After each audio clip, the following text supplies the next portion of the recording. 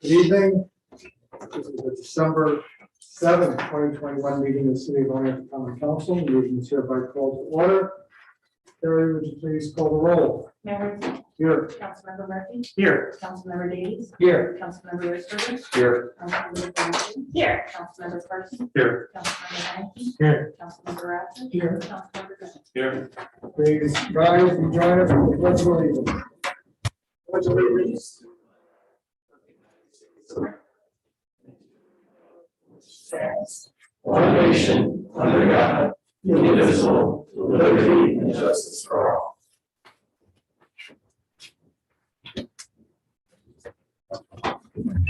Welcome, everybody. Thank you for being here. Second to last meeting of the year. Second to last meeting of my career.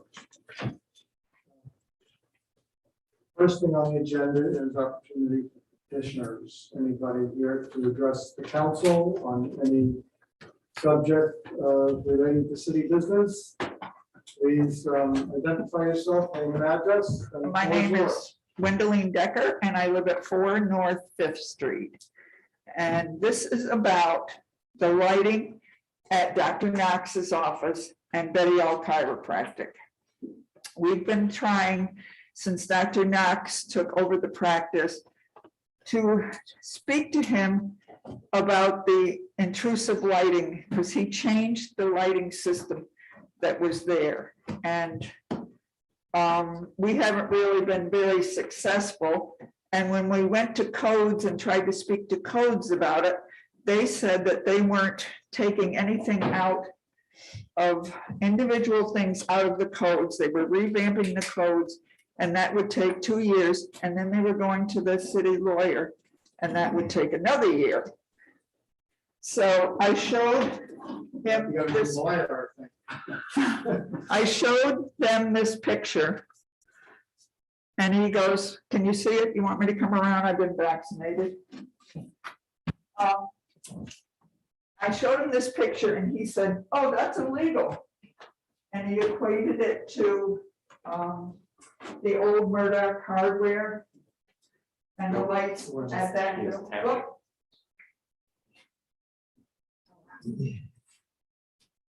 And someplace on Dean Street, and he said that was, well, Lucas seen it already, but somewhere on Dean Street, and that was illegal. So we've been going back and forth for 2 years with codes trying to get a resolution to this. And they've told us that they're going to have them put some covering on their lights. Well, they did it on one light and then that disappeared. And so we're at the point, we asked Luke to help us, and he's tried to negotiate with them and hasn't really, I don't know. I don't know if it's the fact that they're involved in this revamping and they don't want to be bothered, or exactly what the situation is. But then we went, the chiropractor, Betty All Chiropractor, in order not to be outdone by the dentist, put a 20-foot light up, which when Peter Friedman was this code enforcer and Mr. Ash was the alderman, they made them take the lights down. And they have since put one back up, and it shines the whole neighborhood. So I have pictures, but so I don't know. We've been going around and around and around about this for 2 years, and there's been really no resolution. We would like them to put hoods on their lights at the dentist office, which is what codes told us well over a year ago that they would do.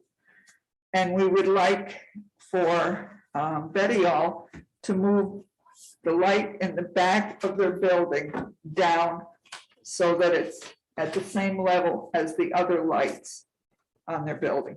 I mean, we want to be reasonable. We've been trying for 2 years to be reasonable with these people, but we've just been treading water. So that's why I'm here. We need some support from the city. We're not here to solve your problem today, but Right. obviously gotten everybody's attention. I'm sure that will be discussed with the code enforcement officer, Okay, and we will be able to. all right, perfect. Thank you for your help. Thank you. Anybody else?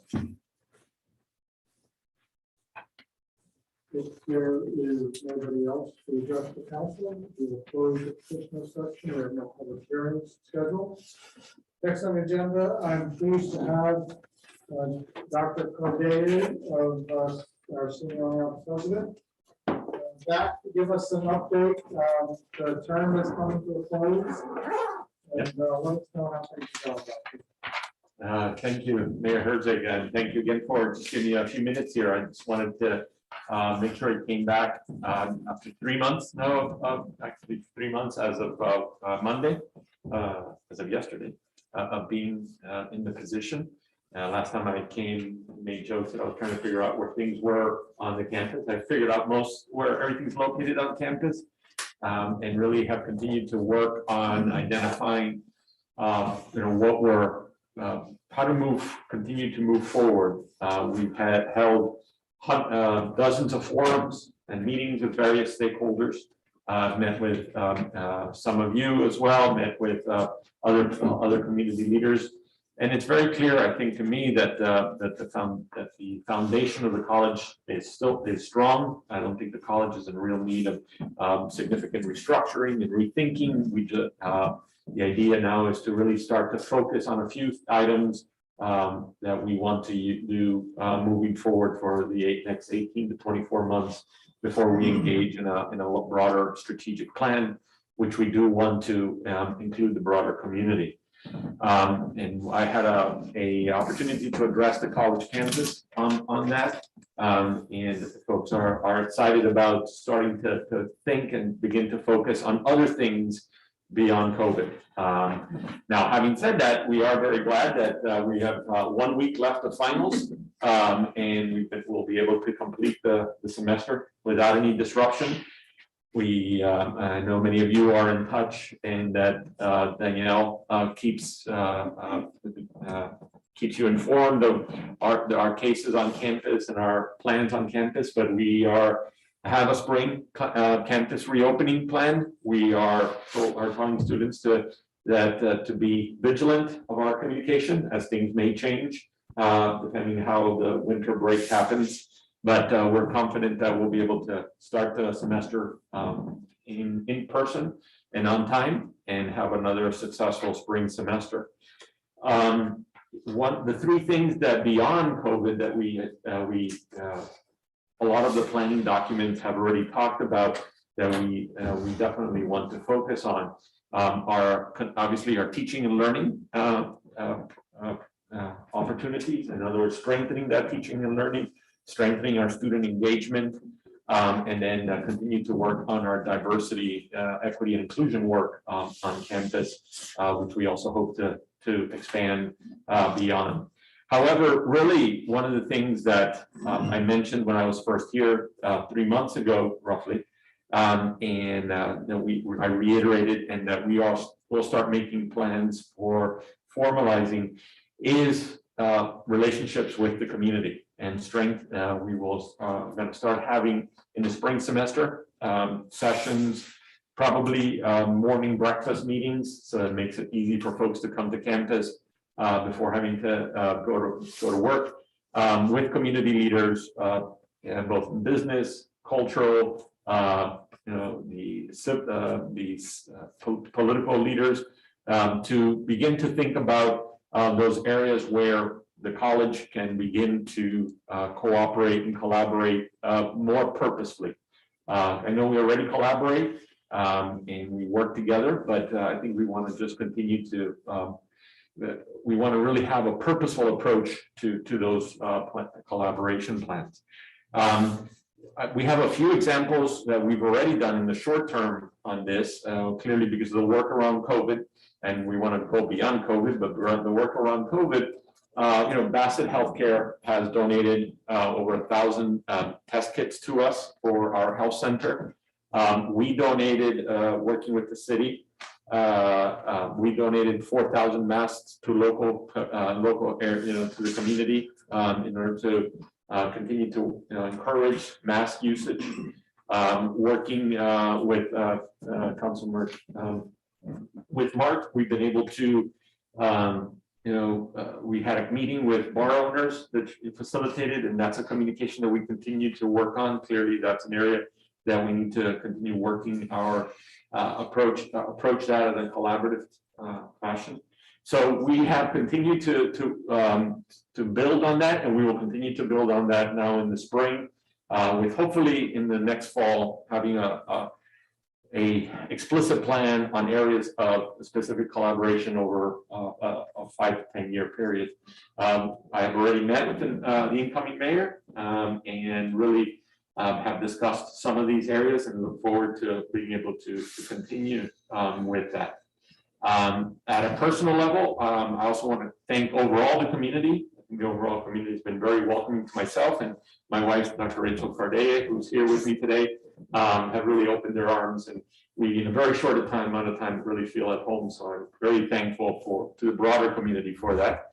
And also to Mayor Herzig, who's also been very open in collaboration and working and being always there to ask questions, answer my questions, and actually, since he was part of the search committee, thank him also for me being here. But in general, thank you, and I'm not sure I can be at the last meeting, but I just wanted to publicly appreciate not only on a personal level, but on behalf of the college, the support that you provided to us. So we look forward to coming back in the spring, once we maybe start some of these initial meetings and with more concrete plans on areas of how we're going to continue to work forward. Clearly, areas make sense to us, or areas around economic development, culture, and general community development opportunities. So thank you very much. Have a wonderful holidays, and next semester, as we continue to have things on campus, welcome everyone to campus as can be. Thank you. If there are any questions, would you have any questions? Anybody on the council, questions? Okay. I don't have a question, but I just want to thank you for coming here periodically and filling us in on what's happening on the Knoll, because I think that's an important thing we've been missing in the past. Thank you. Thank you. Anybody else? Doctor, I just want to say congratulations on a successful semester. And certainly the college went in with a well thought out plan, but in these uncertain times, nothing can be taken for granted and nothing is certain. So it was a very successful semester, and I'm sure that the students up there appreciate that they have some semblance of normalcy in their education. And I just wanted to say thank you and congratulations for a well done semester and one that was successful. I also want to point out that while young people will always be young people, and us older people will never have the tolerance level that we would hope to have for young energy. The number of incidents of young people causing disruption to the lives of older folks was very, very, very small compared to previous years. Yeah. So, that is a tribute to some extent the messaging that has come from the college, consistent messaging that has that's been consistent, one voice with the community. It really does make a difference, as we've seen. And I'm pleased we've set the bar higher, and now the challenge, of course, is to keep it there. To keep it there. I do appreciate those that very good semester. Okay, thank you very much, and thank you all for many of you have already been a part of that solution, so I very much appreciate it. Thank you. Thank you.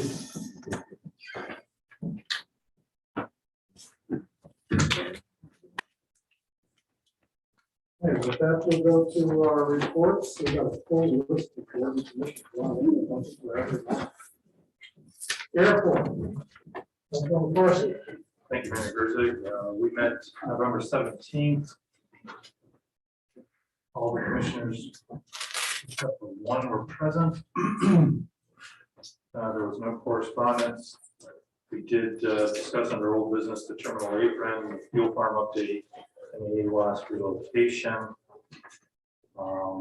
Also talked about under new business, the need for the AWAS relocation and T hangers.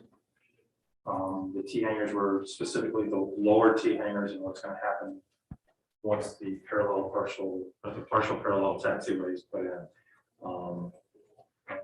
That was it. It was relatively quick. Less than 20 minutes. Questions, anyone? Thank you. Planning Commission, Councilmember Risberger. The planning commission met on November 17th. Unfortunately, I was unable to attend that meeting, but the agenda, there were no items on the agenda except discussion. So I spoke with Danny Lappin ahead of time, but at this point, there's nothing new to report. And we'll go on. Zoning Board of Appeals, that would be Councilmember Rath. Okay. Zoning board met on November 18. With 4 items on the agenda. The first was for a front yard parking variance at 1 Ivy Court. That was denied. And second was for 252 Lower Reservoir Road.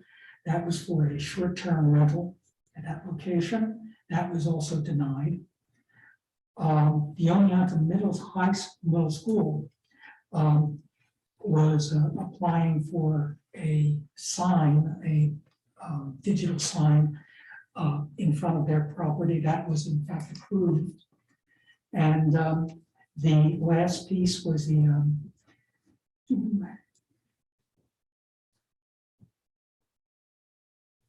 applicant, oh, never mind. That was for the lighting, solar display on Heartworks campus, and that was approved, and that was the entire.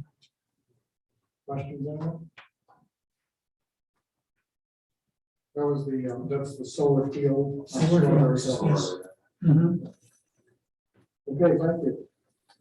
Environmental Board, Councilmember Davies. Thanks, Mayor Herzig. The environmental board met November 22nd. As I've discussed in the past, they have 5 standing committees. Several of those committees reported out on that particular evening. They have Urban Forest Committee, and that was quite a bit of discussion about the number of trees planted, and I missed that number, but I think it was in the total of about 41 different plants or trees that have been planted this particular fall. The environmental board wanted me to convey their thanks for the continued support from city in terms of the trees. It's important to have our urban forest thriving, and by investing 41 trees into our urban forest. So thanks, Greg.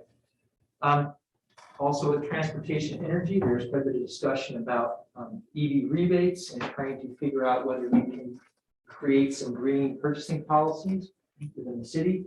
I mentioned this to Greg at our last planning meeting. They're going to be bringing it forward. They'd like to have a discussion first with city staff and then bring forward a proposal. And then lastly, they brought forward a creek naming project to the planning committee. Planning committee considered that, gosh, I think it was back in October. I kicked it back to them, and they've had some more discussion, and they have now kind of adopted a different or kind of a revised proposal that they've sent on to planning committee. So I forwarded that on to Dave and Greg tonight, and that is to name some of the different unnamed creeks within the city of Oneonta. So I don't think there's any council action required there, but it will certainly be up for discussion at some point. And that, oh, and lastly was an interesting conversation about the deer population. And some concerns about that. And I had some laughs about that. But yes, it's discussion point. Questions? Dave? The creek naming project, has that been something that was sent out to the schools? Because I received an email from one of the school principals that was sent out to all the teachers talking about it, and that it was, this is what is happening, and it made it sound like this is what's happening now. So Yeah, they're beginning the conversations with the schools to see if there is interested parties in terms of picking up this particular project and trying to figure out whether it's a route for the schools, whether it's by the school. That's as I understand it. Mark, with respect to the reimbursement policies, is there a particular contact I can talk to? We're updating our policy now for next year. If there's something that we're discussing maybe this week, even if I could reach out to somebody. Excellent. So Gina Keel is the one who's been really spearheading that particular project. So she's the one to speak to. So she's got a lot of information. Has been doing a lot of research. So a well-timed conversation. She would be reaching out to you soon to have that conversation as well. Great. Thanks. There are no other questions? Glenn? More of a retrospect from our planning committee meeting, learning more about the vegetation and that anywhere near an intersection, I guess 30, was it 30 inches? Was the height the vegetation could be? How does that play into the 41 trees that you guys were planting in? We've learned that limiting our site. So most of those trees are a little bit more mature than that, so that oftentimes the vegetative, the lower branches are, I think, well within the sight lines or above the sight lines for the cars, but they consult with I think the engineering department in terms of good placement sites. Some of those are on private property, but there are some sites, but a lot of them are in that median between the sidewalk and the road. So yeah, I mean, we're talking about mature, a little bit more mature trees that will mature and have a nice canopy and not something that will kind of sit low to the ground and kind of block that first 2 to 4 feet, 6 feet type of area. So. And then even with the branches, I think Chris talked about the branches had to be 6 foot or 8 foot tall. Our code says 12 feet. 12 feet, sure, obviously, a newly planted tree, that's not possible, but we work closely with, well, what used to be Dave Butchus, and now a couple of guys that are working with us, they have sites to review them for any particular issues, site distance or utilities, so. we got good work. And then, yeah, that utility is really important to keep in mind as well. And there's been a very good relationship for many, many years. Thank you. No other questions? Thank you, Mark. Sadly, the tree that David Hutchinson planted 5 years ago in front of my house was a victim to one of the storms this summer. So we did plant another tree this spring. Housing Commission will be Councilmember Harrington. We met on December 1st at 7 o'clock. One of the big things that we're trying to come up with was Judy needed help with the Fair Housing Act It's a program. program. So the committee decided to be able to speed the process up. They're gonna had a couple of people volunteer to work with her like a subcommittee.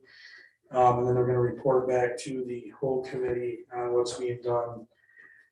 So that they can get that done fairly quick for coming up with grants and stuff. They also talked a little bit about form-based codes. They want to work and have Steve Yearly come to a couple meetings so they can talk to them about some ideas with codes. We think that might help with some grant projects as well, that the codes get changed a little bit. And they're working on a housing spreadsheet, which they hope to have out. Danny hopes to have it out to the council tonight. So that you can see where the houses are and some of the stuff that they're working on, rental properties and like that. Any other questions? Dave, any more? Scott, any conversations around zombie houses? Does that come up in the discussions? Not as of yet. I think that's part of the form-based codes that they're talking about. I know they have talked about the Mohawk Valley Land Bank a lot. It's starting to coming up and what they can do there. And they talked a little bit about the looking at, is it better for the city to be made whole, or would it be better if the city took some of these houses and put money into them and turn around and sell and like that, so. Good, thanks, Scott. Any other questions? Thank you. Board of Public Service, Councilmember Drennan. So the Board of Public Service met on December 2nd. Old business at 53 Center Street and new business at 46 Church Street, both by the same landlord. Both administrative fee appeals, both denied, as apparently it's a case of getting introduced to the property manager. So now that he's come to realize that the property manager is getting information he wasn't getting, he'll probably be somebody doesn't find themselves in front of the Board of Public Service again. 8 Cozy Avenue is tabled as administrative fee appeal. 10 Division Street tabled as well for administrative fee appeal, with the expectation of them coming back with full paperwork in January. 39 West Street administrative fee appeal as a blighted property, that was tabled as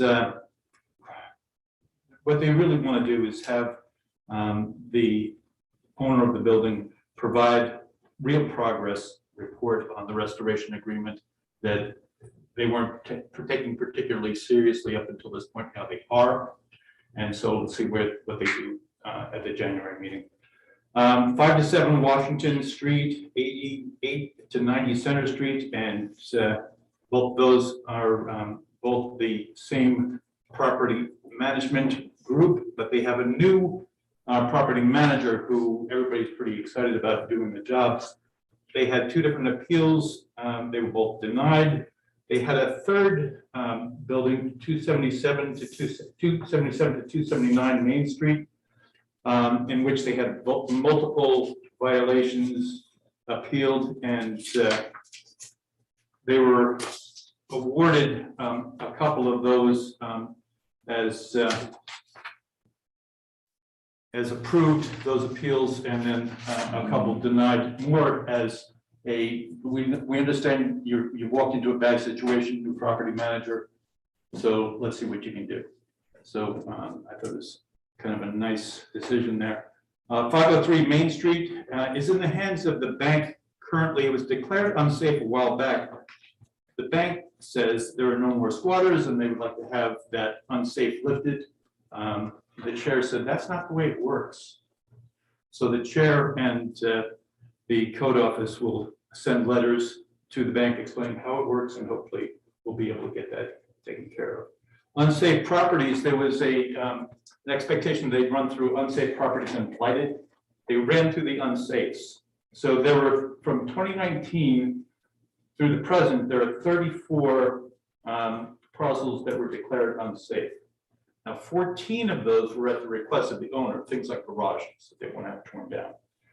2 houses were demolished out of that list. 5 are still vacant in that list. 1 remains in pretty rough shape, but at least it's up for sale.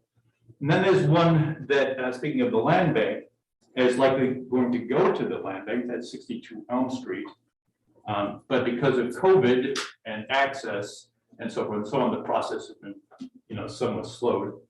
There are 11 houses whose violations have been corrected, or there's pretty good progress. So out of the 33, 1/3 of them are exactly what you want to see happen, and the others are somewhat problematic.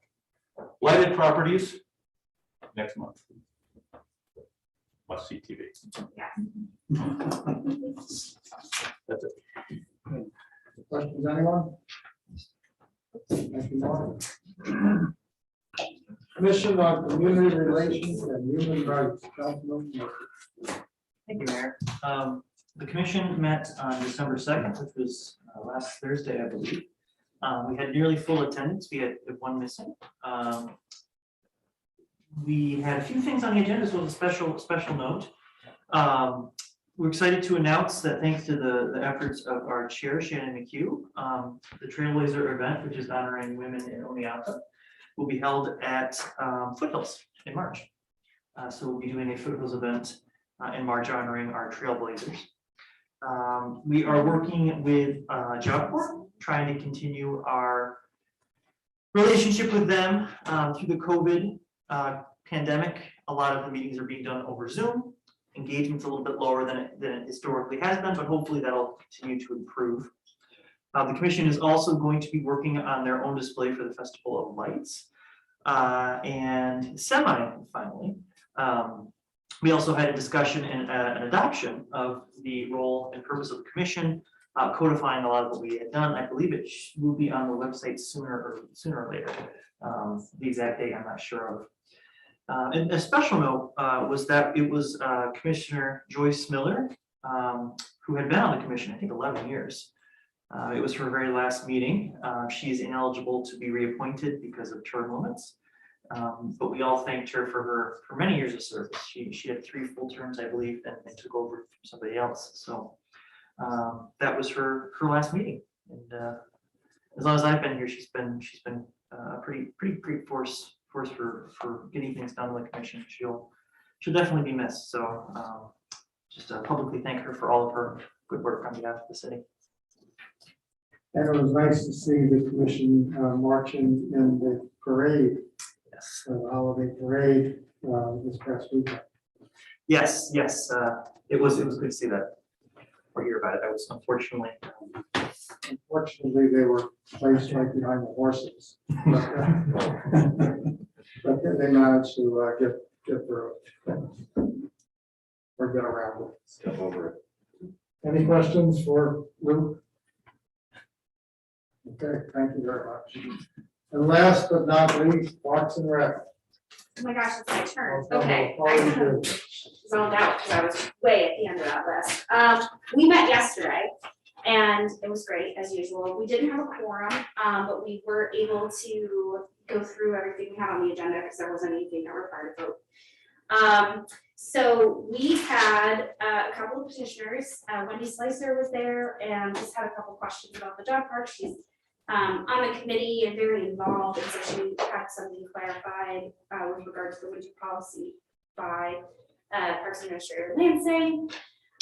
We also had petitioner Emily Popek, who's interested in collaborating with the city as one of her partners to be able to provide or facilitate full day childcare during the summer.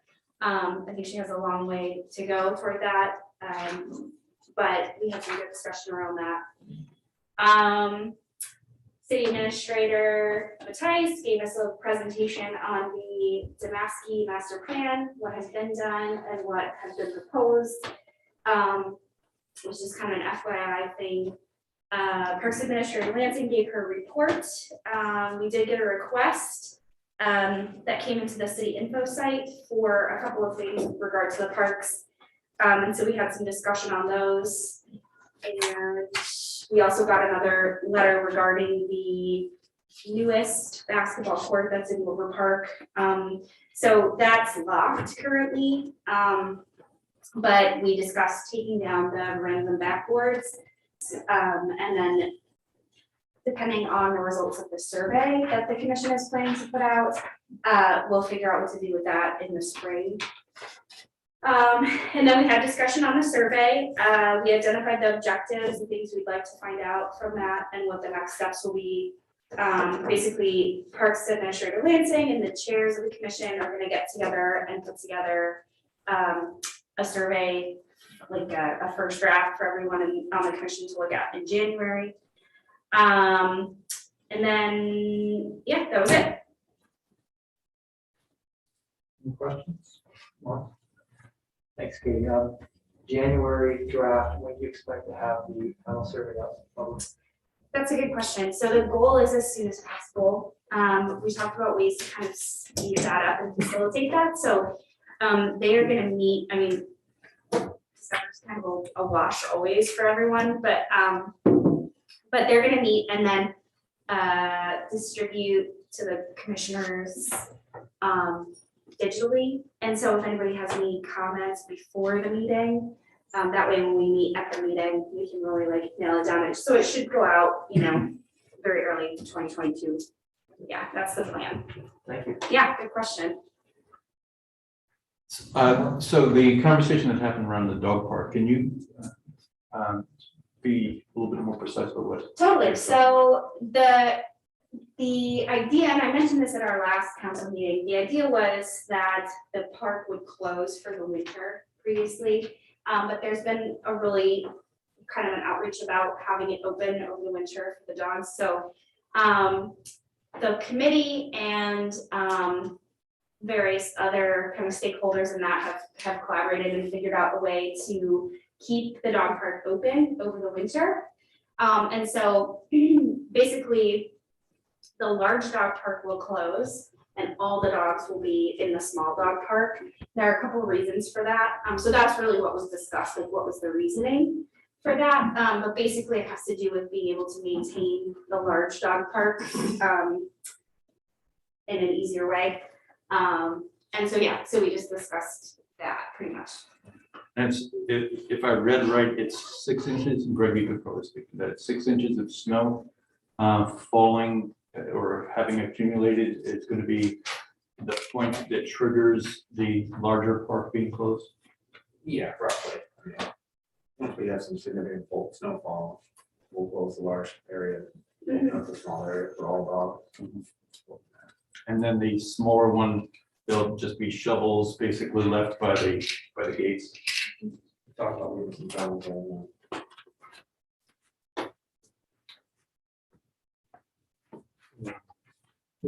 Scott?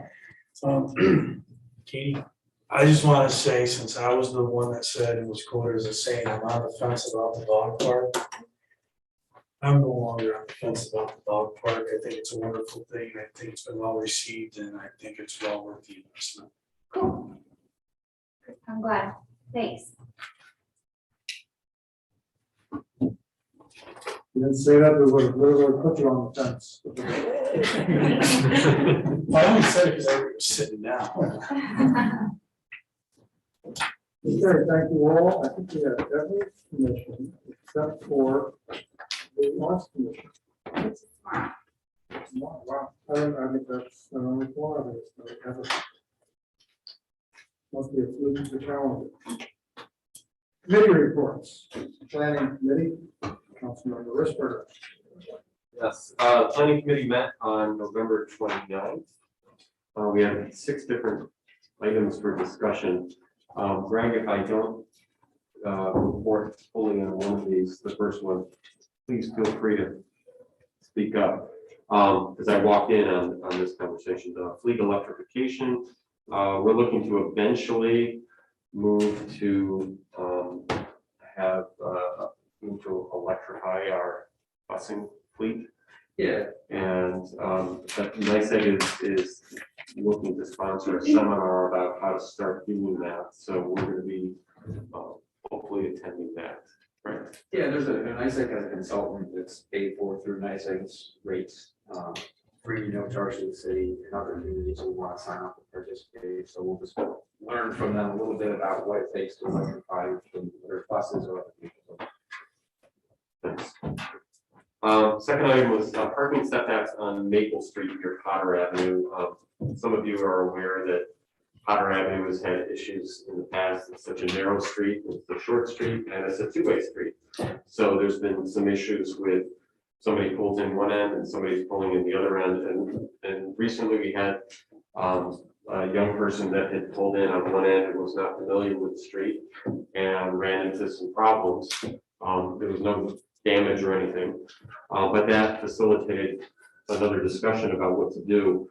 So what DPW has done is install no through traffic signs, which have had some help. We looked at records of accidents in the last 3 years, and I believe it's 3 years back, and there are no accidents within the last 3 years. But what we are going to do, since most people that are coming through come toward the Maple Street side, and in the past we've changed the setbacks to improve the sight lines. But based on current setback standards, we need to change that yet again. And we're going to lose maybe 2 to 4 spaces, if I remember correctly, on parking on Maple Street. This is actually on the consent agenda tonight. So currently the setback is 50 feet north and 50 feet south of the intersection of Cotter Avenue. And we're changing that to 70 feet north and 115 feet south of Cotter Ave. And of course, it's the southern direction that people have the most difficulty with going on Maple Street. So then we have West Street pedestrian safety improvements. We're considering rapid rectangular flashing beacons, which are approximately $12,000 for 4 of these. place at crosswalks, 2 at Clinton Ave and West, and 2 at Hartwick Drive and West. There was a discussion about winter decorations for the city gateways. This would be River Street, East End, Chestnut Street, and Main Street near Golden Guernsey. And this came from some discussion about what used to happen on River Street.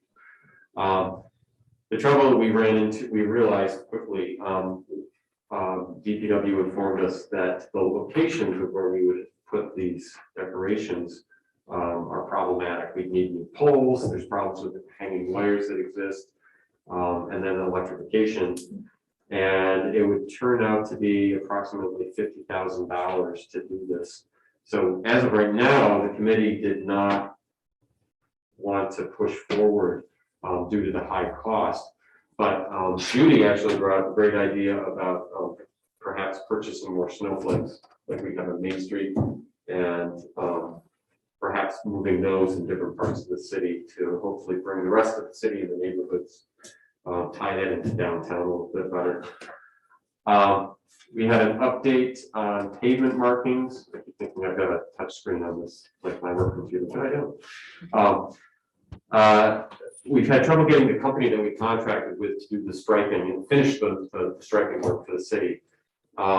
And 2 other companies that Greg has contacted are unable to do the additional work until next spring. Most companies aren't doing the work at this point because it's just too cold. So DPW is planning on doing the crosswalks and hoping that the paint sticks. And then we're also going to go to business with the new striper. And then lastly, ongoing streets project updates. I didn't bother writing down all these projects because we all got a list of that shortly after that meeting of what's happened this year and what's being planned for next year. So that was a very short part of the discussion. All I got. Questions, anyone? Okay, update is, I met with President Dragovich, Harvard College, on Friday of last week. As she stated that Hartford College would voluntarily cover half of the cost of the flashing pedestrian signs at the 2 crosswalks in appreciation of the city taking that action. Great.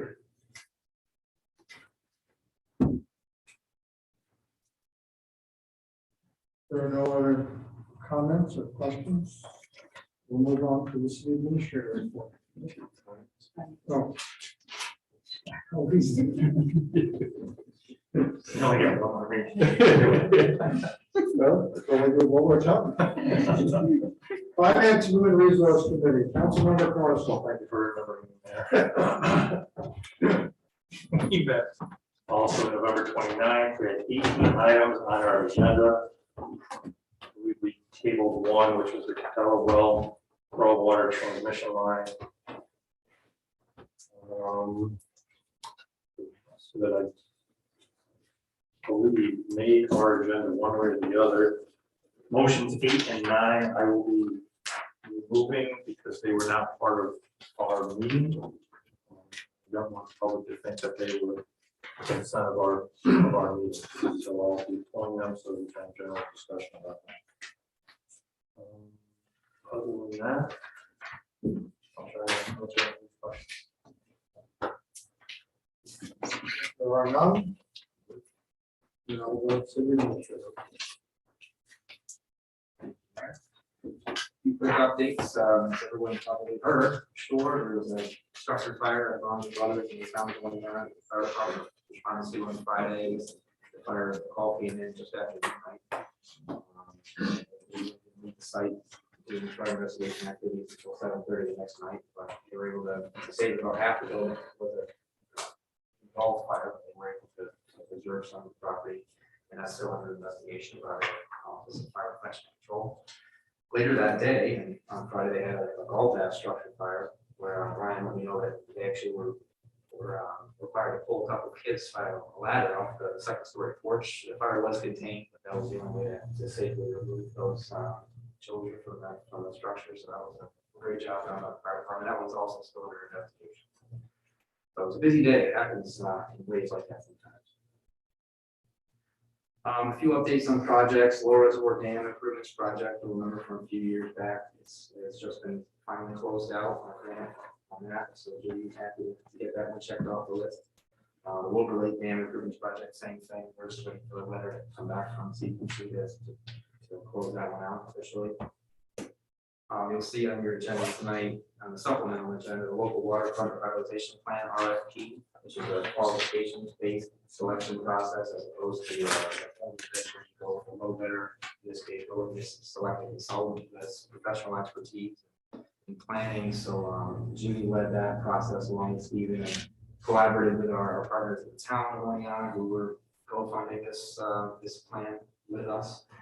And we met with several firms, and 4 of them, 4 proposals were received or scored. Top 2 firms were interviewed, and they have a recommendation to hire a firm tonight. That process overall is the creation of a local waterfront revitalization plan, which will, look at Susquehanna River, of course, but also looking at mill race and Leon Creek going up there. Looking at how do we, the city and the town, collectively want to develop that in the future for everyone's benefit. That would take about 2 years. It's a long, lengthy process, but 2 years actually is a quick turnaround time. So we're looking forward to getting that moving along. Ultimately, the purpose of this plan is not just to have a plan, but to open us up for more funding sources in the future to fund this will be helpful. So I want to thank Judy for pushing this. We had to apply 3 times before we were finally funded. We didn't give up, and really we wouldn't have applied if it weren't for Judy saying that this was something we should be doing. I think it's thanks to her that we're in the position now. So it's a really good thing. CBG Armory Planning Grant we received earlier this year. That's our next step, RFP to develop and get out. We got that probably 90% done. I think probably early January or so we'll be going through the same process to select an consultant necessary to look at the various uses, potential uses of the armory. It's underutilized now, used for recreation, tank centers there. Is there another way that we, with some improvements, could better utilize that space?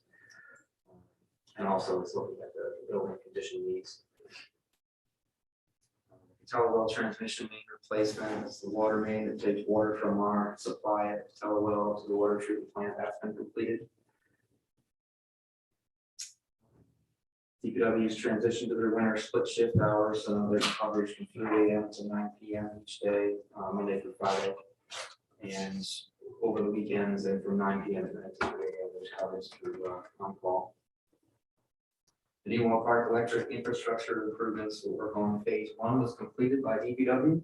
And so that will really help out with Festival of Lights. That section is closer to the Columbus Pavilion, the smaller pavilion. The New Park will have, you'll notice some 4x4 pedestals, but it's not less, maybe a little bit safer to plug in and provide power. ARPA funds didn't go toward that. That was on the city's budget this year, but one of our projects that the council committed ARPA funding to is for phase 2 of this electrical upgrades, which will complete in 2022. And that was all I had. Is there any questions? Yeah, Greg, I just want to follow up on something from a meeting or so back where, speaking of the armory, there was thought of the YMCA doing pickleball there. Where are we at with that? Last I heard, they were kind of holding back on that for now and maybe looking at that for a spring thing, but I haven't heard anymore. Another couple weeks ago. Thanks. Anybody else? I have a technical engineering question. So given that the Cotello Well Y is upbuilt to the water treatment plant, is that automatically self-draining when it's on use? We leave that running all the time, essentially. So it's pumping all the time. So even when the plant's off, that's pumping water up into the reservoir. And the reason for that is, as Stan would explain in better detail, the water chemistry coming from the well is much more favorable for treatment, less costly to treat than the water that's coming out of the reservoir. So he likes to have that mixture even overnight while it's building up to then bring it back down and treat it the next day. In the winter, that's why it doesn't freeze. However, it froze last year because we were unaware that it had not only the pump break down, there was a leak by valve allowing the pipe just to remain full. That won't happen again. So Thanks. Sure. I learned something new today. Okay, I'm going to use my time to take agenda item number 24, which is discussion of projection of city ability to borrow to pay for our planned capital projects and our financial condition for the coming year. And do that now and not wait till the very end of the year to do it. So let me start by saying, I think everybody's aware by now that I've recently expressed my concerns about what's been our inability to limit our spending to our projected revenue is, at least for this year, particularly in light of the many much needed projects and the capital expenditures that we have on our list of the five-year capital plan, which you've all seen. I think Greg sent out a revision to it today, which is just a timing revision. So just a reminder that projects included on that plan include the parking garage, the transit hubs, the renovation of parking garage, the creation of the transit hub, the renovation or redesign of Levis Highway to make it not only safer for pedestrians and vehicles, but also more aesthetically appealing as a gateway to the city. The rebuilding of the Glenwood Creek culvert, River Street, rebuilding of the infrastructure and paving, West Broadway similarly, purchase of a $1.5 million fire truck to replace one that we have that is aging. I think it's to replace two that we have is the plan, if I have it correctly, which adds up to a total of approximately $11 million, which we have to come from either borrowing or reserves. So for this reason, I asked you a call a couple weeks ago, Jenny, if she would provide us with an analysis of a projection of our future spending and borrowing capacity over the coming years, and she did that. And the copy of it went out in the package on Friday to the council. So just to summarize it very briefly, what it shows is that without any increase in revenue or decrease in spending from what is in today's budget.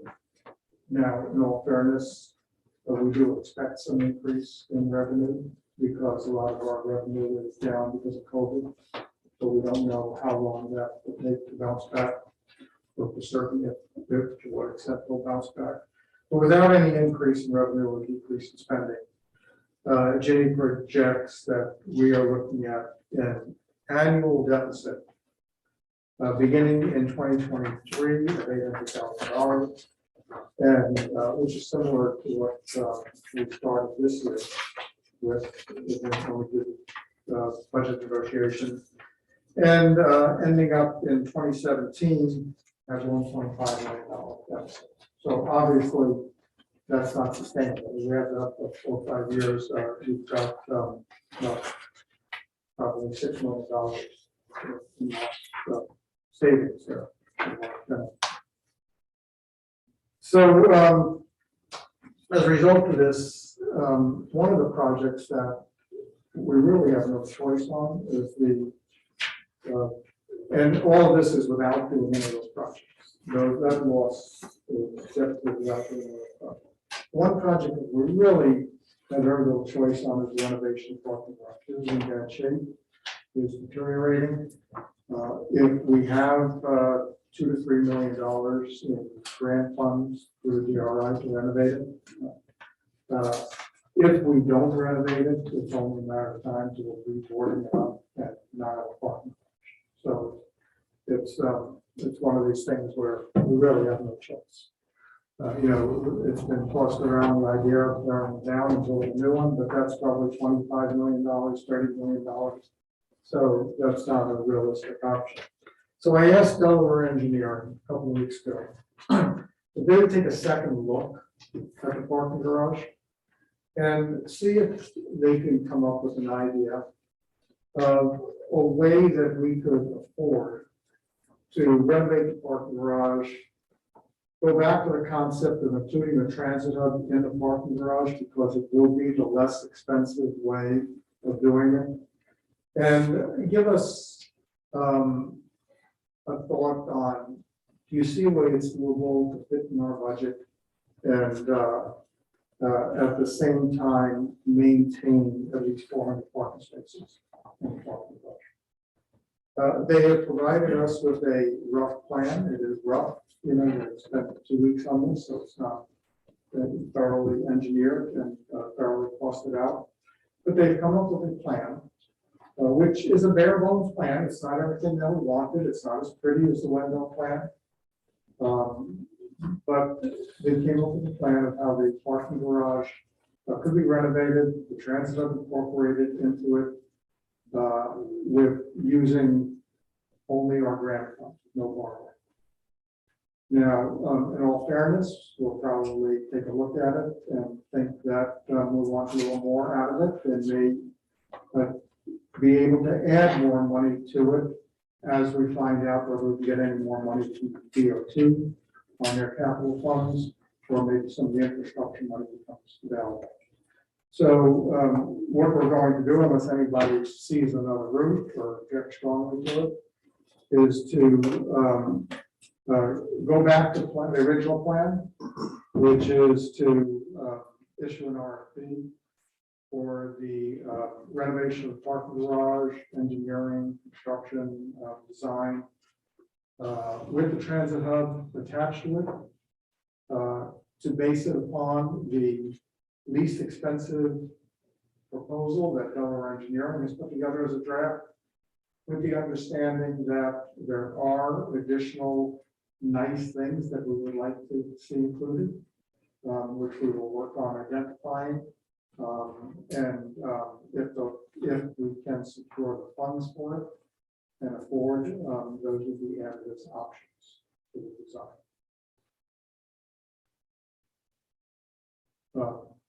Thoughts?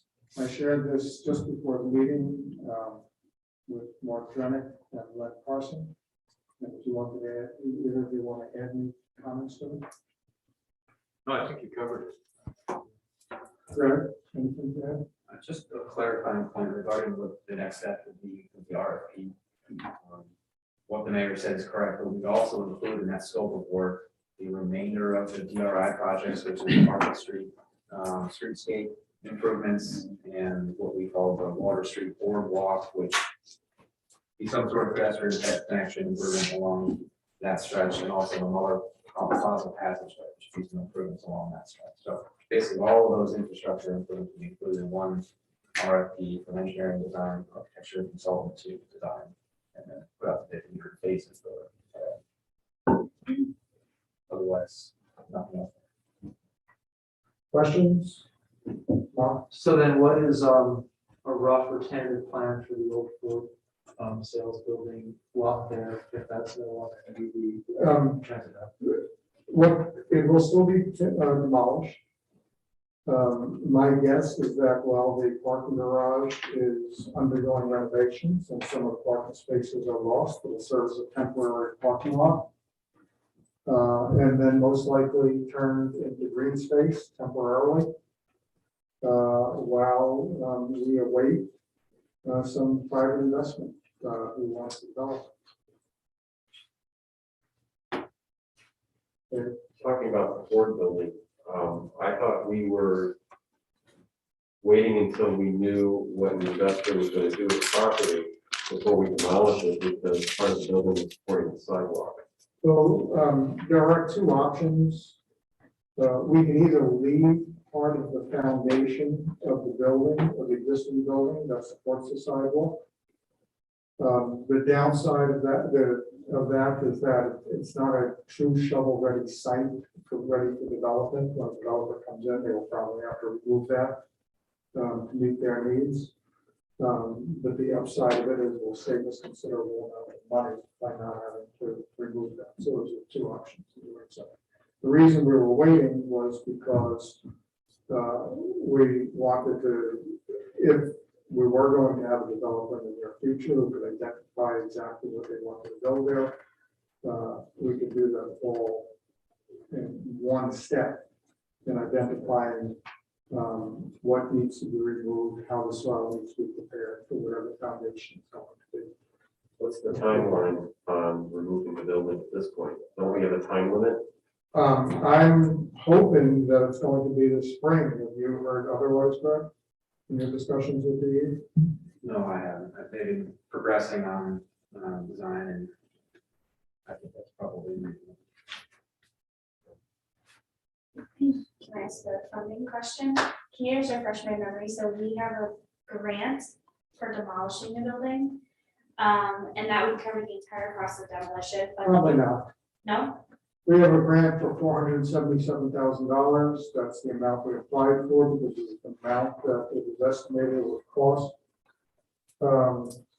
We have discovered, as what usually happens, that there will probably be some additional expenses. Part of it is the amount of asbestos that has been found there. The nature of the asbestos may mean a little more expensive removal than the plan. The issue with the retaining wall, holding up the sidewalk, may increase the expense, may not if we leave it there. So we don't know the final cost yet, but we shouldn't be surprised if it's above $477,000. We don't know, Okay, that was my exact question, was what are the things on top of that? but we don't know Okay, thank you. how much. Yes, Scott? So where would the money, where would we look at getting the extra money to fix areas down? I mean, we're going into a hard budget here, so. There are, that's really would have to come from either our fund balance, reserves, or borrow. I mean, I wouldn't anticipate there's going to be any other funding sources that are going to come along and pay for something like that. Maybe we'll be surprised and there will be, but we already have $477,000 towards it. If we don't do it and we forego that $477,000, that building will be there for the rest of our lives. Because no developer is going to come in and spend more than $500,000 to tear that building down to use that property.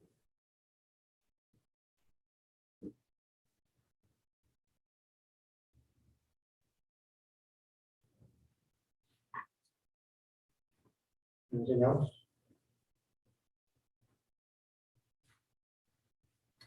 Hey, Greg, did you want to mention the updates, modifications to the capital plan? Sure, I sent out an updated version of the capital plan tonight. Obviously didn't expect anyone to have a chance to read through that and see every little change I made. But those change, I mean, as I mentioned in the email, the capital plan is kind of a living document. I'm working in that all year round as we update estimates or priorities change, we start sliding things in. And ultimately, we just have one that's going to be printed with the tentative budget, which hopefully will be adopted tonight, that goes with that packet. That's our snapshot of time right now, what our plan is. I didn't change anything as far as that would affect what is included in the 2022 budget. You know, I just made sure that matched up.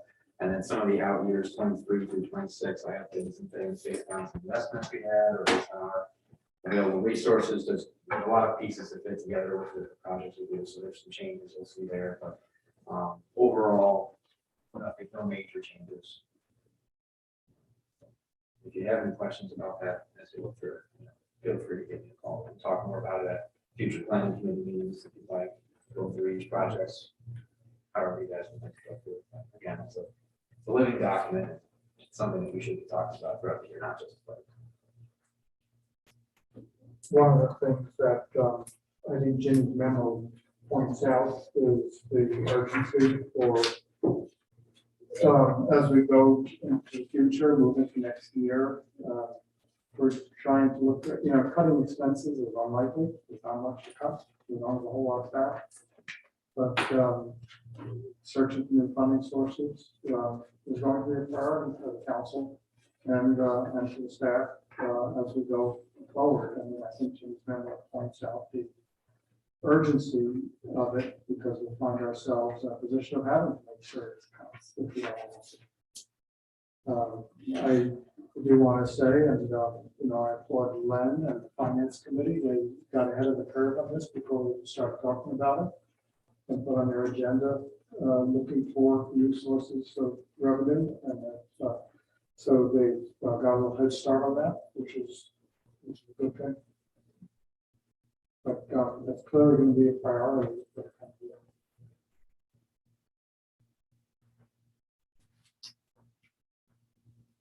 If there's nothing else, then we can go on to consent agenda.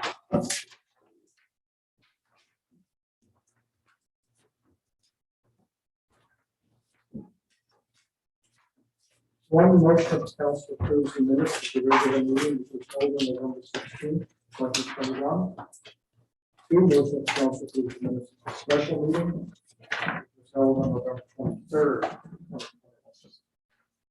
Three motion of the council approves the warrants totaling $605,301.32 and the same be placed in the director of finance's desk for payment.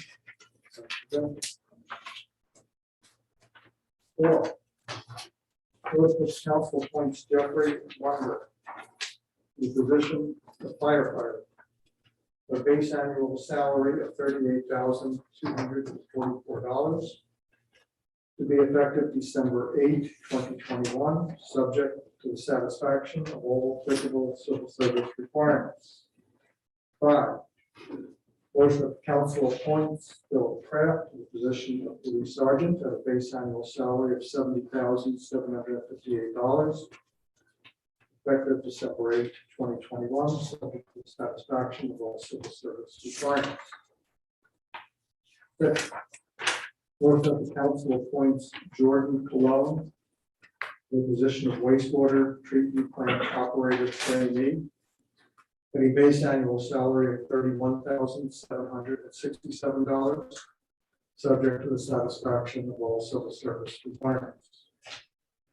7, motion that the council authorizes the mayor to execute an agreement with the Mary Emma Jean Bassett Hospital for the provision of certain occupational, medical, and health services for the period of January 1, 2022 through December 31, 2023, as presented.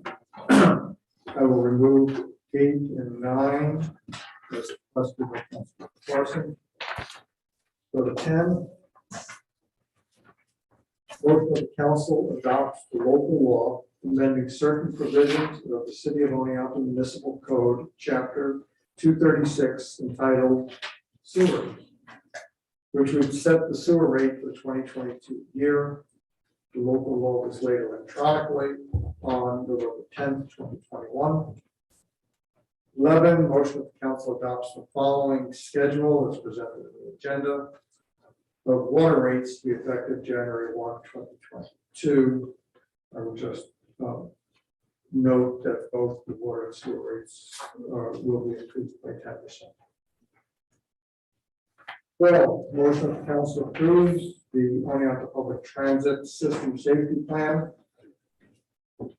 All 60 pages of it, I believe. Dated November 2021, as presented to the city's Financing and Resources Committee. 13.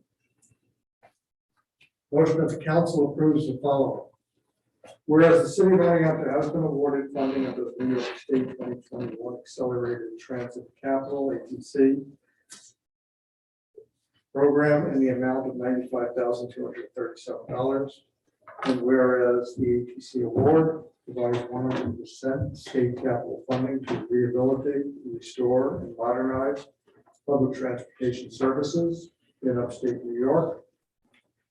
And whereas the city is required to submit an application for state approval for the disbursement of these funds, now therefore be it resolved that the mayor is authorized to submit an application for the release of those funds, which shall request the funds to be utilized towards the construction of the transit hub capital project. And be it further resolved that the mayor is authorized to execute any grant agreements upon approval of this application. And be it even further resolved that the mayor is authorized to order any necessary budget amendments and transfers and actions to provide additional required information to implement the approval of this application, subject to review by the city attorney. 14.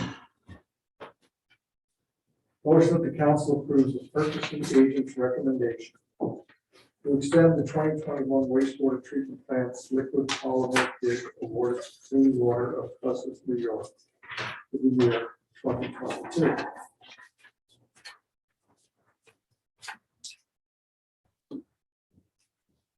So this would incorporate a price increase of 15% for $747 per batch. Expensive stuff. The 2021 bid award includes the option to extend the 2 one-year periods. 15. Most of the council as a result of the competitive bid process being solicited and accepted for uniform linen rental services for 2022 through 2024. Approves the purchasing agent's recommendation to award the bid to the lowest qualified bidder, which is Century Linen and Uniform Incorporated of Gloversville, New York, in the amount of $22,542.87. 16. Motion that as a result of a cooperative contract through HGACBUY. I don't think it's pronounced any way other than that. That makes sense. The Common Council approves the purchasing agent's recommendation to purchase a mobile Pathfinder inspection system in the amount of $69,529 from Aries Industries Incorporated of Waukesha, Wisconsin. And the council further authorizes this purchase to be funded from the general fund in the amount of $23,177 and $23,176 from the water equipment reserve and $23,176 from the sewer equipment reserve. 17, motion that the council approves the ordinance amending chapter 194.4.1 of the City of Oneonta Municipal Code, which would include the restriction of the use of cannabis products or cannabis delivery systems in the city's parks or on city property. This ordinance was laid electronically on November 18, 2021. 18, motion that the council authorizes the following changes to the city code and authorizes the Department of Public Service to install the appropriate signage. This follows what Councilman Risberger discussed about removing, looks like about 65 feet of parking spaces, some on the north and some on the south of Cotter Avenue along Maple Street. 19, motion that the council concurs with the mayor's recommendation and approves the following appointments to our city board of commission. Reappointment to the Commission on Community Relations and Human Rights for Reverend Marty Swords Correll for a term which would expire on December 7th, 2024. New appointment to the Housing Commission for Rachel Jessup for a term that will expire July 6th, 2022. A new appointment to the Zoning and Housing Board of Appeals to Ashley Allen for a term that will expire December 7th, 2024. And 20 is that the council concurs with the mayor's recommendation and approves the following appointments to the city commissions effective January 15th. All of these will be effective January 15th, 2022.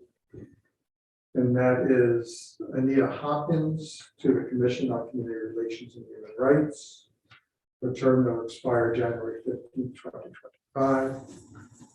And the following appointments will be to our new community police board. I've made these in partnership with incoming mayor Mark Drack. And they are Kim Muller. Term expires January 1, 2024. Lucy Bernier. Term expires January 1, 2025. Ari Toby Ayemo. For the term expires January 1, 2025. Greg Porkerson with a term expiring January 1, 2024. And Daniel Dreyer with a term expiring January 1, 2023. That concludes the consent agenda. Other than items 8 and 9, Is there any requests to the agenda? Councilman Murphy? 21, please. 21. Councilman Shu? 6 and 13.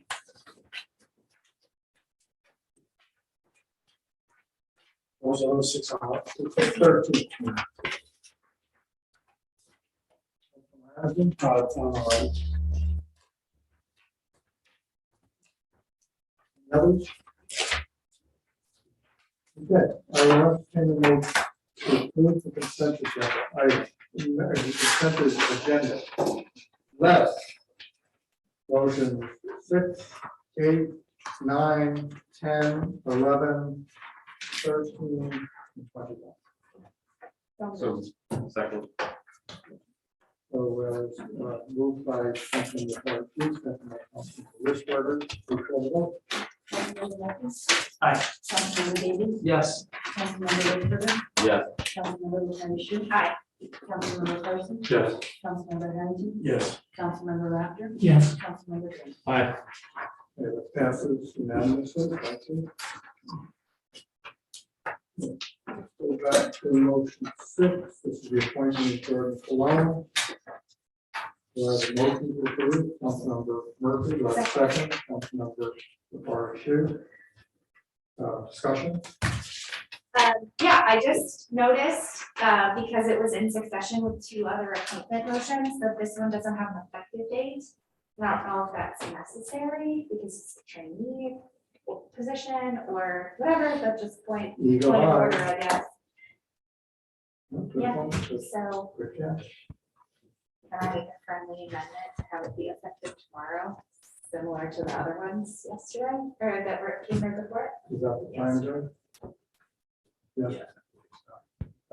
Okay, If there's no objections to that amendment?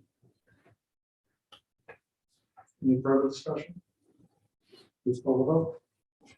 Councilmember Murphy? Aye. Councilmember Davies? Yes. Councilmember Richburg? Aye. Councilmember Lucas? Yes. Councilmember Carson? Yes. Councilmember Harrington? Yes. Councilmember Raptor? yes, Councilmember Green? Aye. Okay, that motion passes. We'll go to motion 8. This is a motion to approve the tentative budget. Do I have a motion to approve? Councilmember Carson, do I have a second? Councilmember Murphy, discussion? I pulled this originally off the agenda, the consent agenda, because we at finance did not talk about motion 8 or 9. I did talk to the city clerk about this, and I understand that maybe historically it's been part of the consent agenda, but I just didn't want the public to think that we were discussing this in finance. But from that, kind of carrying on from where Mayor Herzig had talked about this year's budget or 22 budget, I just wanted to touch briefly on some of the points that I've been kind of going over for several months. If we go back to August, when we started our first conversation about the budget, my suggestion was that we conservatively predict what our revenues are and we match our expenses to be that. Unfortunately, our expenses are exceeding our revenue streams, and that's why the Finance and Human Resource Committee meeting met a month and a half ago and started a conversation on new revenue streams, and I believe we have 10 items on our agenda. But I wanted to take, and I can reference you to page 25 of the tentative budget. The total revenues and other sources only accumulate to $15,827,146. We're immediately using line A.0511 appropriated reserves for a total of $307,700. And then line item A.0599 appropriated fund balance for an additional $194,319.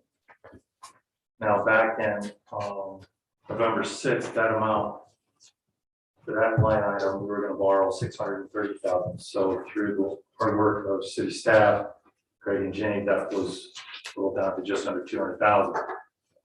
Those two line items total $565,000 that we're borrowing just to make that portion of the budget. That gives you your total revenue of $16,392,165. There's been a discussion about also using $200,000 of a contingency fund. I'm not sure at this point within the budget that's still on the table or not. But I also want to acknowledge to the public that I have adamantly discussed this over and over, that I feel that the Oneonta Fire Department overtime budget has been underfunded for several years. And even this year, I still believe that it's underfunded by more than $75,000. Only time will tell. I also want the public to know that we've postponed more than $304,000 worth of necessary items to our city staff. That number comes from a document that was handed to us just a couple of weeks ago. So if you add those up, that's $944,000 that we are literally going to be borrowing just to make this budget. This is not sustainable. If you go on to the water and sewer funds, they're underfunded to the point where we can't build up our reserves for our infrastructure replacement, which is very, very important. So I wanted to take this opportunity to individually state these numbers and facts, because I think it's very important for the general public to know that we are not collecting enough. So when people go, well, our taxes are too high, we're not collecting enough money to pay for all our expenses. We're literally to the point where our operational costs have exceeded our revenue streams. And so it's on our back for 22 to definitely get out there and find new revenue streams. But even so, by finding them, it's still going to take a year.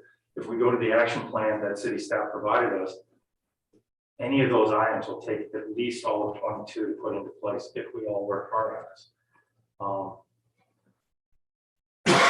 I was indifferent about whether to vote for or not of this. I'll be honest with you, after reaching out to different community members within the 5th Ward, I'm going to vote no to this. I'm probably going to be by myself on this, but I'm voting no to this budget because it's just not being fiduciary conservative to the point where we're recognizing the city taxpayers. When I came out and said that we should go right to the 3.165, I wasn't kidding when we said we needed the money. These are the tough decisions that we need to make as council members moving forward. That the water and sewer rates, I look at it and go, we're still not meeting our expenses. We have a great product and we have a great service to that great product, but we're not collecting enough money to pay for that. And this has been several years coming. You can look at another document that was handed to us. It's a spreadsheet and it shows the revenue streams. And so this isn't something new that's been happening. You can actually look at our trending for revenue has basically been stagnated at $15 million, but we've been continually borrowing from our reserves to make our budgets. And so whether they're for one-time purchases or not, that's what's been happening. And so I just wanted to bring light to the fact that this budget represents a culmination of past year's practices of borrowing out of our reserves. I don't feel comfortable doing this. It's not sustainable. Mayor Herzig has graciously recognized Asa Allison and others that have worked very hard to be building up those reserve funds. And in a very short period of time, well, I don't think that's sustainable. Any further discussion?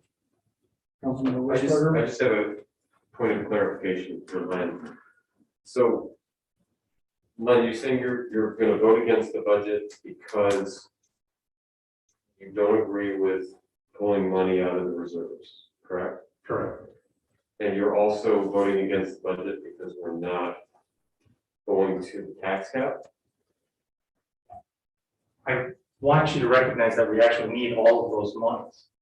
And there's the water and sewer rates, though we're only increasing by 10%, is still not enough. When we looked at the bell chart, remember I identified the inverted bell, we're still several years. So we still have several years where we're not going to have enough reserve money. So when a line breaks, we're going to have to borrow the $365,000 to make those repairs. We're not being proactive, we're being reactive. And these are the discussions that we've been having for several weeks now.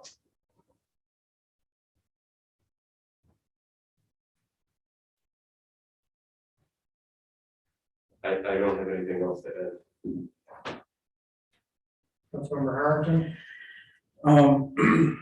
I sat down and I wrote up like two-page thing of what I really wanted to say, but out of fairness, it sounds very harsh, so I'm not gonna read it because it's not intended to be harsh.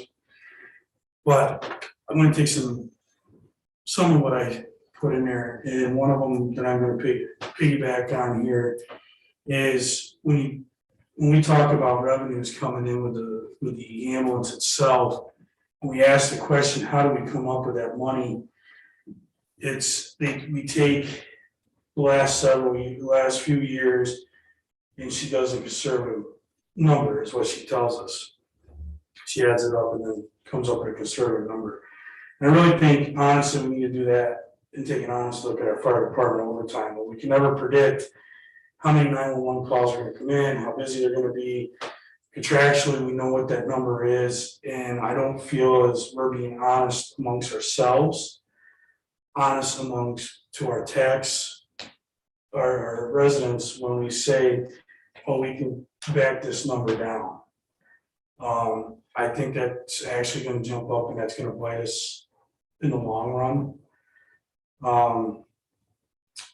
You know, this budget here, I got in my ward, a lot of people on fixed incomes. And they're very worried how they're gonna make the tax increase, the water increase, and the sewer increase. And even explain to them that we have to be able to get the product to you and the product away from you. They're looking at the bottom line. And, you know, I don't know, when we also look at our personal services line, that's taking up 70% of our budget, we should also be sitting here being scared right now. That's a big chunk of our budget going to just personal services. That doesn't leave us a lot to do anything else within the city. And I know, sat down with Mark Drenick the other day, and he's got some plans that he would like to do, and I'm trying to sit here at this budget, look at it, and be like, how can we do it?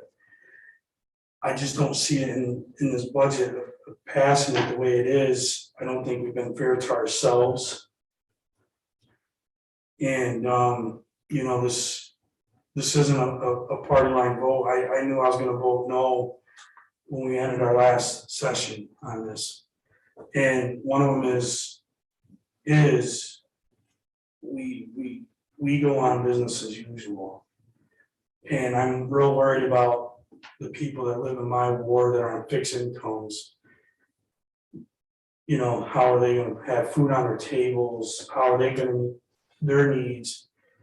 So that's where I'm coming from. And it's nothing against any department head here or anything. It's just, I wanted it out there why I have to vote no on this.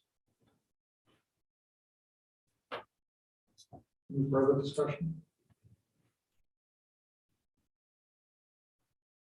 If there's none, please call the roll. Councilmember Murphy? Aye. Yes. Councilmember Richardson? Yes. Councilmember LaParishine? Aye. Councilmember Carson? No. Councilmember Harrington? No, Councilmember Rafter? Yes, Councilmember Drenick? Aye. The budget passes. We'll go to motion 9.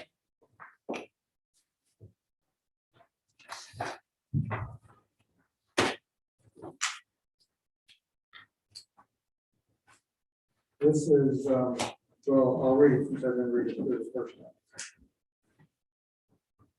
Motion that the council approves the following resolution, whereas the common council has adopted the budget for the 2022 fiscal year. And whereas real property taxes in the amount of $4,989,000 for general purposes and $495,932 for library purposes are necessary as ascertained by such budgets. And a water and sewer rent re-levy of $222,069.04. A code enforcement re-levy of $33,587.87. A code administrative fee re-levy of $96,972. And prorated taxes of $8,544.37. are necessary to enforce payment of previous year's water sewer code enforcement of property tax items. And whereas the real property tax rate for $1,000 of taxable assessed value based on the above levies is estimated to be $10,124.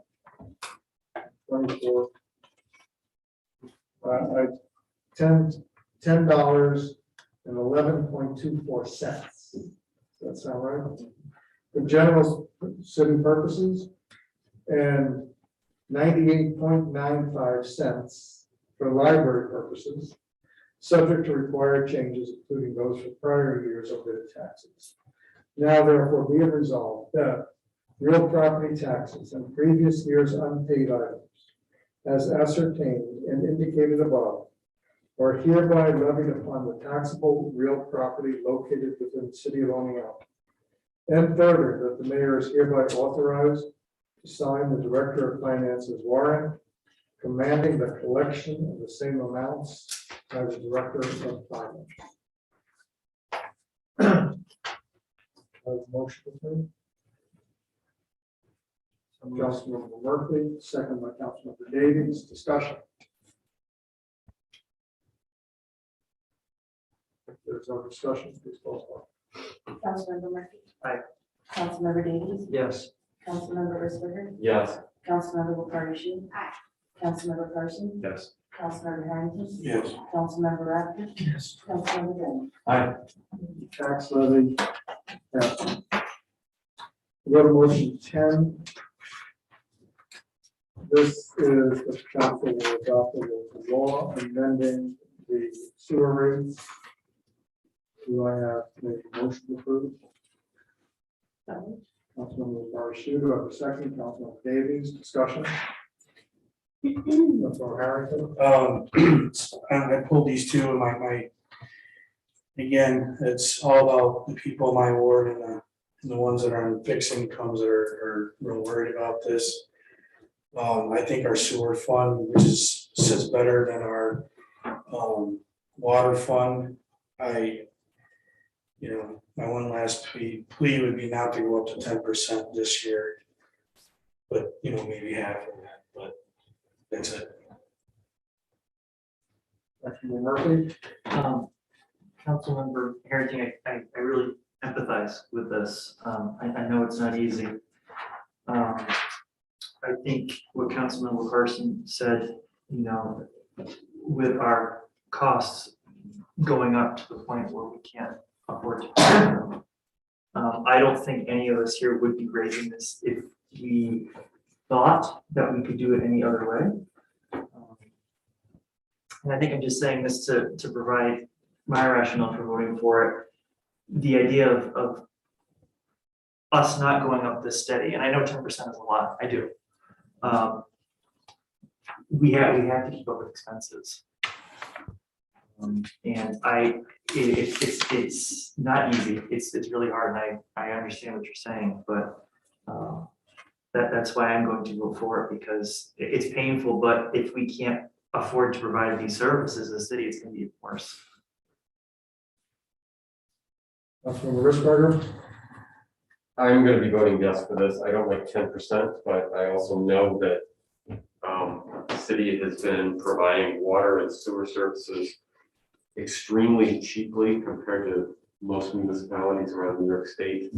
And I agree with what Lou said, that if we're talking about trying to reduce what we take out of our reserves to pay for projects, this is the one way to do it, is to bring us up to a compatible level with every other municipality in New York State.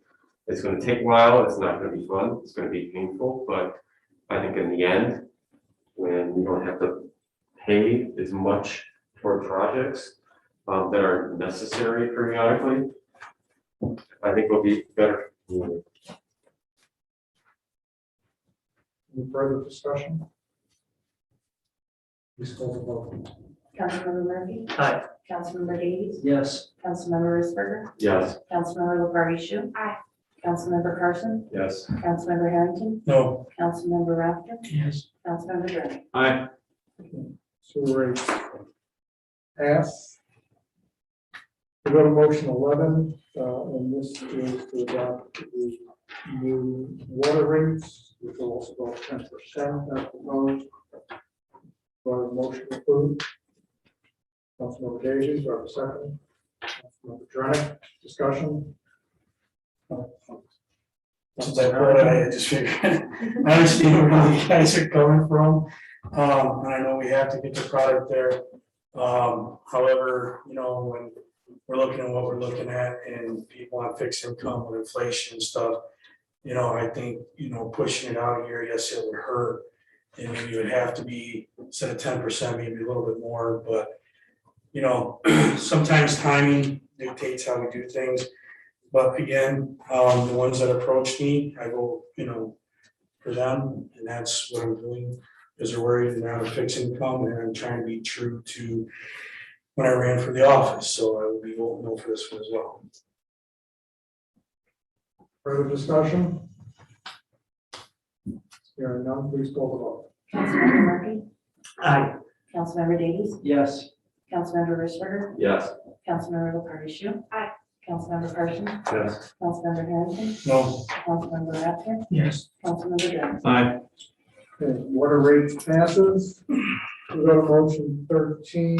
This is approval to apply for the disbursement of $95,237 in DOT capital funds. Do I have a motion approved? Councilmember Murphy, do I have a second? Councilmember Davies, discussion? Yeah, I guess I was just hoping to get more information on this. I saw that it was toward the construction of the transit hub, which obviously is in flux and we were just talking about. So I guess I'm wondering about like the timing and the process, and if I could just have some more information on that. This is an allocation that we received. It's not an amount that we apply for. It can only be used for capital funds, for capital purposes. The recommendation of Greg and Jenny is that it be applied towards the transit hub because that is a capital project they planned and we need the money for it. So council is being asked to concur with their recommendation that the money be used towards the transit hub. If the council prefers to use it for a different capital purpose, it can only be used for a capital purpose, can't be used for operations. Okay. If the council prefers it to be used for a different purpose, that is certainly their prerogative.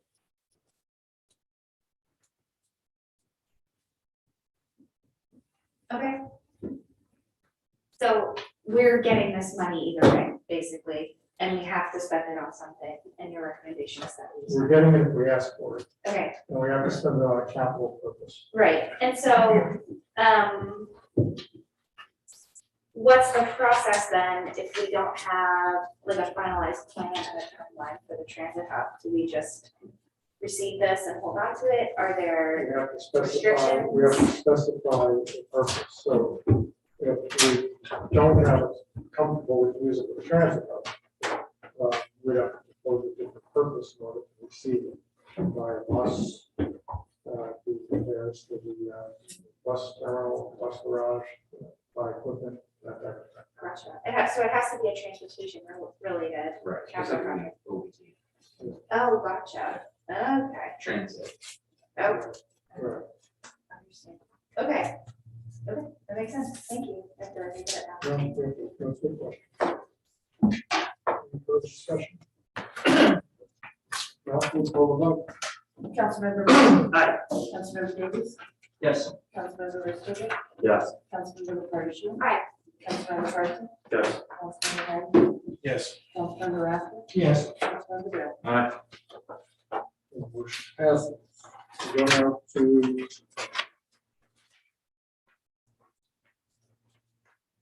all the way to 21. This is the appointment of the community police board. Do I have a motion to approve? So moved. Councilmember Risberger, second by Councilmember Davies. Discussion? Councilmember Murphy? Yeah, I would just like to express my excitement for this board going forward.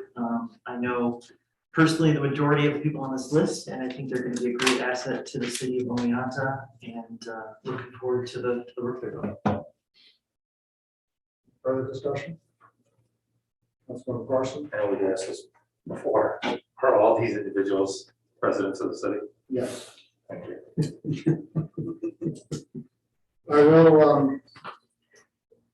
I will state that I think that we are very fortunate to have this list of people agree to serve. I think these are people from unquestionable qualifications. Jim Waller, needless to say, former mayor, used to burn there, and he used to say, has been a judge for the last 6 years. Ari Toby Ayemo may not be known by many people. She is, her background is from Nigeria. Nigeria, thank you. And she lives on Maple Street. Her children, she has young children. Her husband is a professor at college. She was a judge in Nigeria.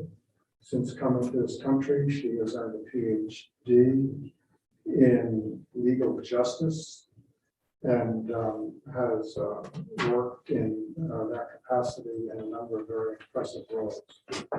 We're very fortunate to have her. She also served as a community representative on the interview team in the hiring of our police chief this year. Greg Porkerson is a professor of, I believe, political science, or something closely related, if it's not exactly political science, up at SUNY on the Alta. And Daniel Dreyer is a citizen who devoted a tremendous amount of time and energy to the police reform effort throughout the past year, and the recognition of the hard work put into it, and positive support that we lent to that effort, being selected. Important board, and it's a board that will only add value if we have the right people. Any further discussion? Please call the vote. Councilmember Murphy? Aye. Councilmember Davies? Yes. Councilmember Risberger? Yes. Councilmember Carter, Aye. Councilmember Carson? Yes. Councilmember Harrington? Yes. Councilmember Rathor? Yes. Councilmember Dodd? Aye. Motion passes. Thank you. Okay, with that, we're now going to, we have 4 more motions on the original agenda and 2 on the supplemental agenda. Point 2, motion of the council authorizes the mayor to enter into a 3-year agreement with local Intel of Seattle, Washington for their business and investment assistance and quality of life software as it relates to economic development at a cost of $4,882 per year. Just as a word of explanation, this is the access to data about the city and local area that is on our website that provides people interested on either relocating a business here or moving here with information that relates to the types of environment that businesses require to be successful and that families require to have the type of quality of life that research. I'll entertain a motion to approve. Councilmember Dreddick, do I have a second? Second. Councilmember LaFarge, discussion. Is this the one in the finance committee that only asked about hits and out of like 500 hits only had 8 Yes. on the website? Yes. So I just want to pose a question because I feel a little uncomfortable here to the council to help educate me a little bit. If we have like that few hits, is it still worth the $4,882 per year? Well, one, I believe, Terry could probably explain it better, that there's some complication on the ability to track the hits. I'll let Terry explain that. The second piece is that we have not done a very good job of making it apparent or easy to find on our website. So, if you can't find something on the website, it's not easy to see where it's at. You don't have to get anything. Terry, you can explain the counting. I don't understand that. I don't completely understand it, to be perfectly honest. It comes down to unique visits, and maybe Councilmember Joanna can touch on that a little bit, but local intel was able to provide Greg and I with additional numbers that support its use in the community. And if I could too, so, you know, we're talking about revenue streams, we're talking about, you know, all of these things we know that we need. As we move into the future, the near future, this is going to be an integral piece to the marketing effort that we need to do that is going to bring people into our community, bring businesses into our community. This is like having, you know, it's a toolbox that this is a part of, and this is arguably the hammer in the toolbox, maybe the most important tool, at least in my toolbox, you know? So this is something that we're going to use effectively and in a number of different venues, digital venues. It's going to be tremendously helpful to us. And I think honestly, at the price, you know, if it was twice the price, this would be worth it. Any further discussion? Please call the vote. Councilmember Murphy? Aye. Councilmember Davies? Yes. Councilmember Risberger? Yes. Councilmember LaFarge? Aye.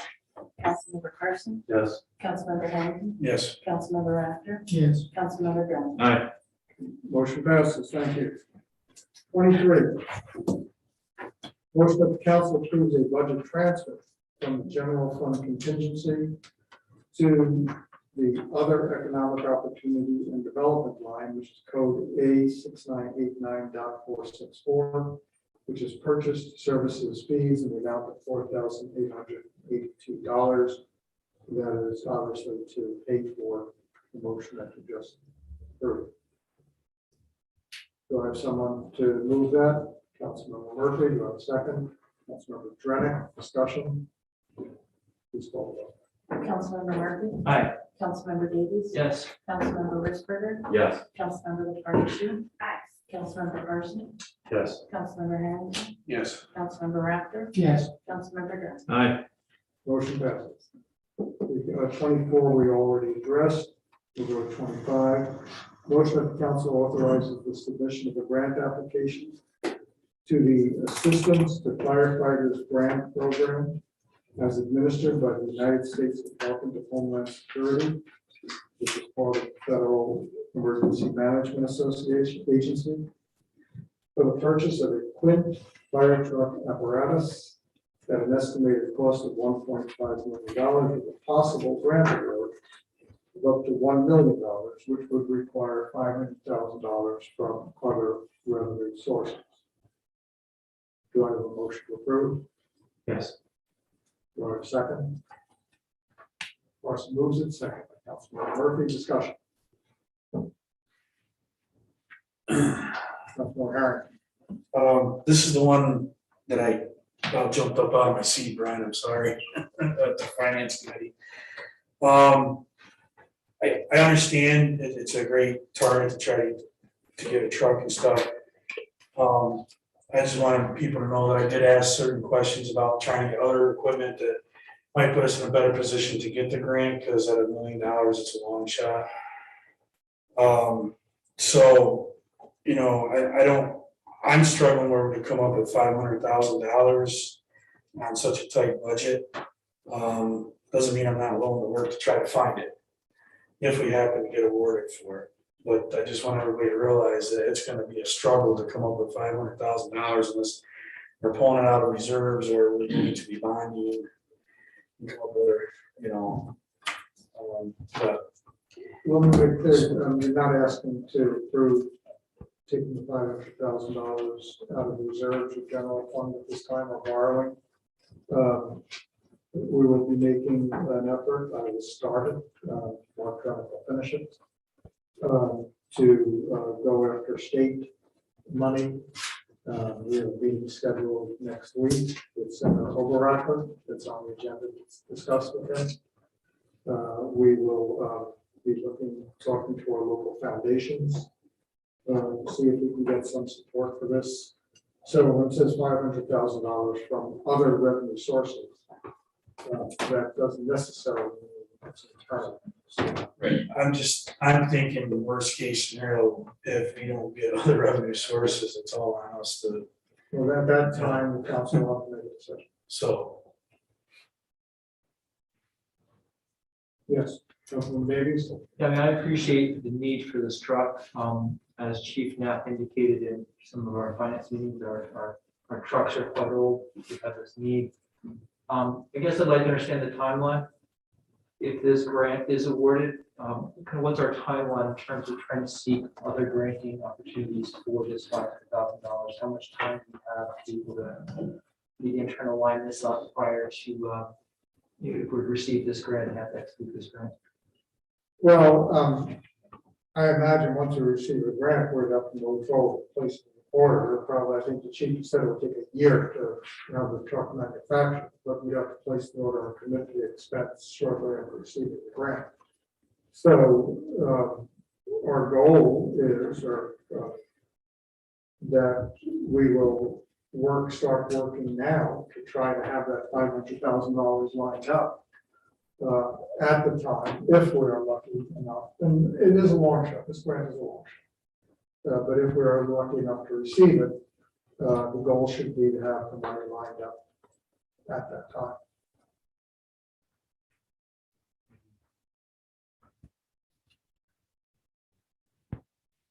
Judy, you have any idea when they announced it?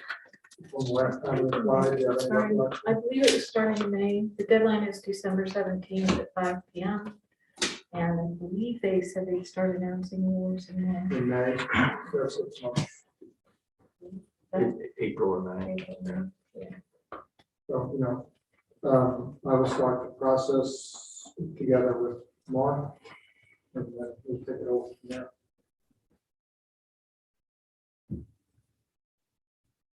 There's no further discussion. Please call the vote. Councilmember Murphy? Aye. Councilmember Davies? Yes. Councilmember Risberger? Yes. Councilmember Frenchie? Aye. Councilmember Person? Yes. Councilmember Darrington? Yes. Councilmember Ashley? Yes. Councilmember Grant? Aye. Motion passes. Thank you. So now we go to the consent agenda. Motion 26. This is Gregory referred to this during his report. Motion as a result of a request for proposals process. Excuse me, the common council authorizes the mayor to enter into an agreement with Elon Planning and Design LLC, with offices in Saratoga Springs, New York, to provide planning services associated with the city and town of Oneonta local waterfront revitalization program. This would be for $84,930, with $72,250 covered by grant proceeds as administered by the New York State Department of State. And the local match of $12,750 will be equally shared by the city of Oneonta and the town of Oneonta. Do I have a motion to approve? Councilman Murphy, second by Councilman Drennan. Discussion. Councilman Murphy. Do we know the split of the 12,750 between the town and the city? I'm sorry. No, it's okay. Probably mumbling. I'm sorry. Split, I think it's 50-50. Is it? Okay. Equally shared. Okay. Oh, there it is. Yeah, I'm sorry. I missed that part. Any further discussion? Please.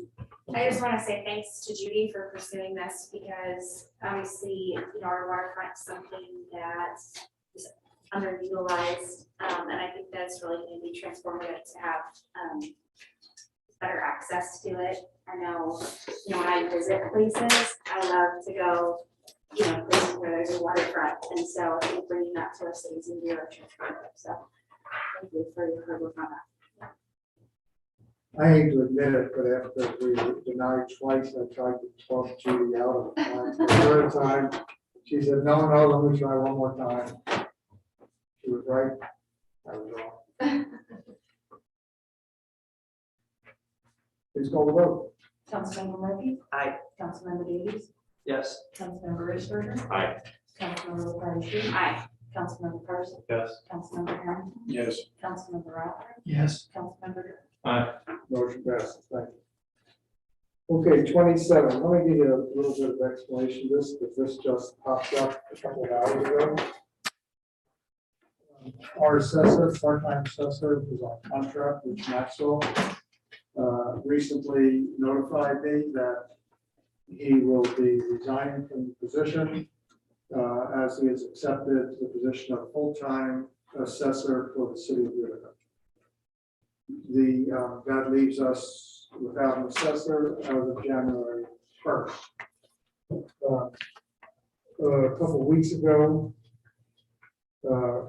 Greg and I, Jenny, met with Josh Beams, county administrator, and Hank Schechter, the county assessor, to just ask if they would have any interest in pursuing the idea of the city contracting with the county to do our assessment.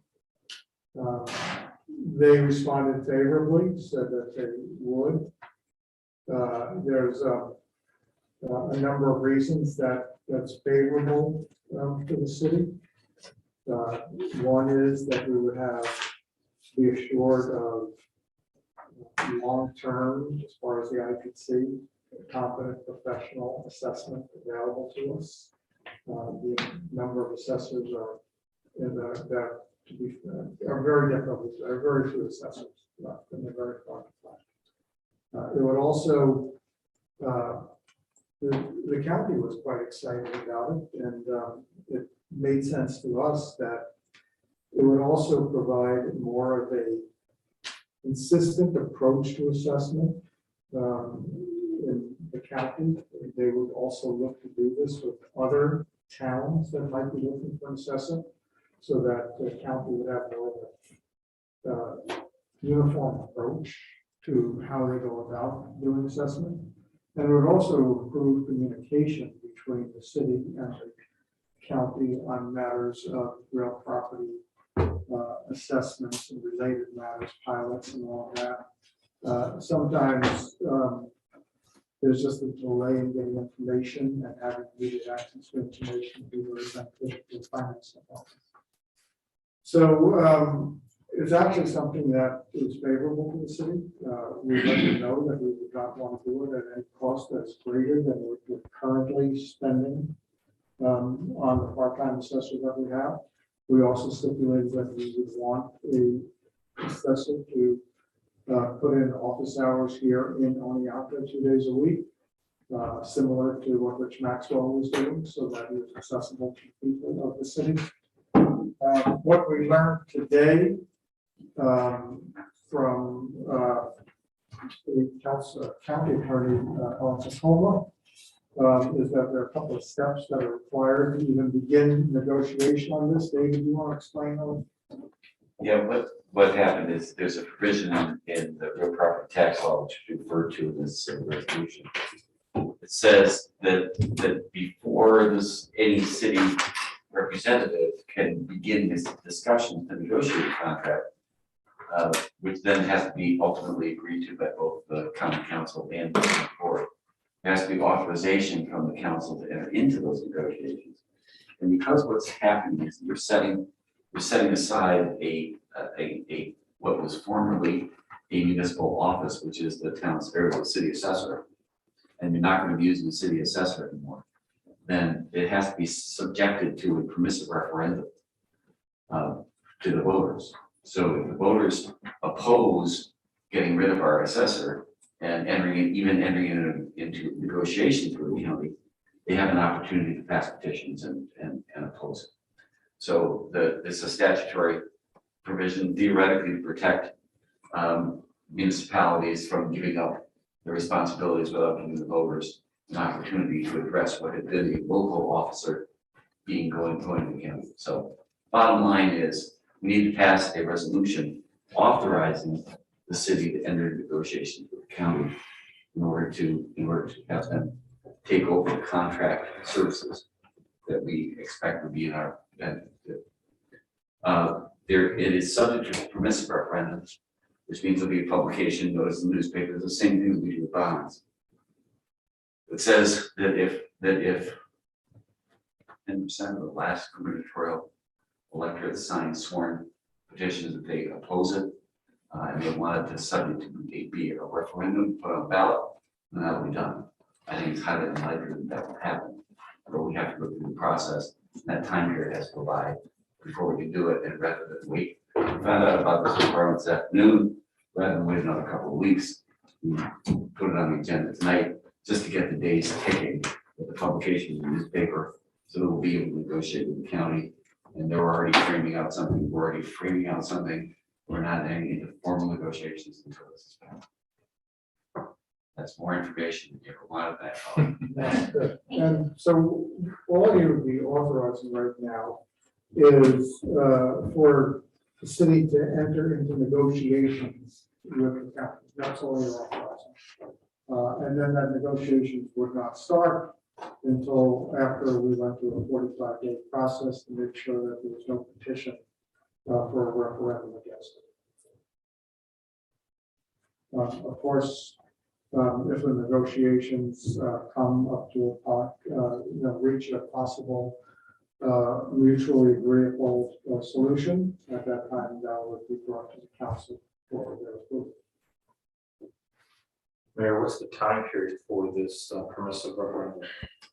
45 days. Well, the permissive referendum is actually 30 days. The statute that all permissive referendum for cities are 30 days. However, it says 45 days before we can commence negotiations. Correct, I understand that part. So it's 30 days for the permissive referendum vote. That means that individuals, the 10%, would actually have to have signed petitions within 30 days from tonight, or 30 days from the date of passage, yes. And there's a statutory requirement, there be publication of the resolution and the right to petition. That has to be published within 10 days from today. And then on the publication date, I'll say 20 days from that date. So it's 30 days total. Thank you. Somebody have a question? I do. Yes. So at minimum, we're gonna be without an assessor for At least a month. 2 weeks or so. Well, there are some options that we're going to look into. One is whether Rich Maxwell, our current assessor, can give us some time in addition to his full-time job for a short period of time. Or we will reach out to some other assessors in the state to see if they would be willing on a very short-term basis to help us out. Okay.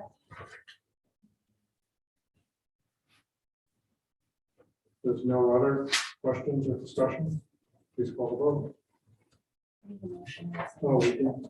We had a discussion. Oh, that's right. I talked about it before I read it. Okay. Motion 27. Glad you paid attention. Whereas the city assessor is resigning his position effective December 31, 2021. And whereas the city wishes to pursue a negotiated joint services agreement with Otsego County for the purposes of providing assessment services to the city and have the county fulfill all of the statutory obligations of the city assessor. And whereas New York State Real Property Tax Law 1537 1C states that prior to any proposed joint services agreement to perform these activities, those activities which can be considered for approval by either of the Common Council or the Otsego County Board, the Common Council must, at least 45 days prior to such consideration, pass a resolution authorizing negotiations for such an agreement as between the city of Oneonta and the county of Otsego. And further, that such authorization be subject to permissive referendum. Therefore, be it resolved that the city of Oneonta Common Council, by way of this resolution, hereby authorizes the city to enter into negotiations for a joint service agreement with the county of Otsego for appraisal services, exemption services, assessment services, or assessment review services. All is authorized by the New York State Real Property Tax Law, and that this resolution is made subject to permissive referendum. Now, I'm going to vote for Councilor Dranik makes a motion, second by Councilor Daly, discussion. Please call this. Councilmember Murphy? Aye. Councilmember Davies? Yes. Councilmember Ritzberger? Aye. Councilmember LaFarge? Aye. Councilmember Parsons? Yes. Councilmember Henderson? Yes. Councilmember Raptor? Yes. Councilmember Graham? Aye. Motion passes, thank you, and you'll take care of the public notice.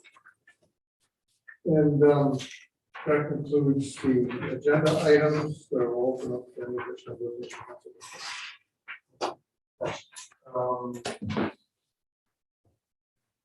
Is it the responsibility of the county council this month or relatively soon that we're to do reviews for our new city administrator? I forgot the time. 6 months. And he started July 1st, correct? Yeah. So is there a particular forum that we're going to be using? That'll take place in January, and I would imagine to Mark and the Human Finance and Human Resource Committee to develop that format.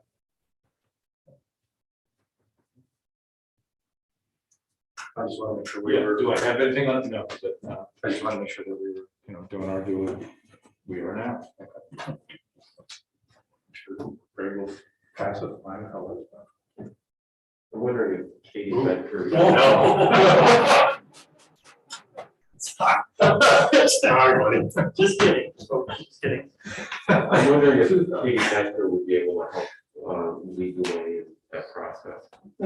She can be available for advice, keep in mind there's a little bit of a awkward situation there when, in being involved in the evaluation of her boss. But I think procedural advice she would be available for, but probably should not be part of the actual process. Yeah, she may be able to help us, like, with resources on how other Yeah. municipalities. I'm sure she'll be a resource.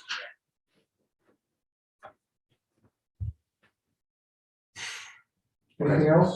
Good question. We'll take the lead then, in human resource. Sorry. let me think on it for more than a minute.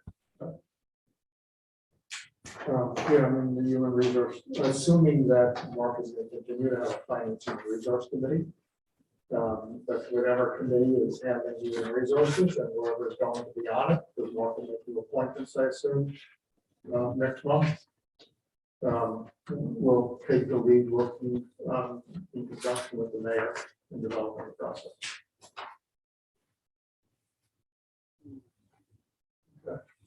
If there's no other further items, correspondence. You have one item of correspondence. Each of you should have in front of you a copy of a letter from the city's planning commission, which supports the issuance of a negative declaration for seekers regarding the M1 code update.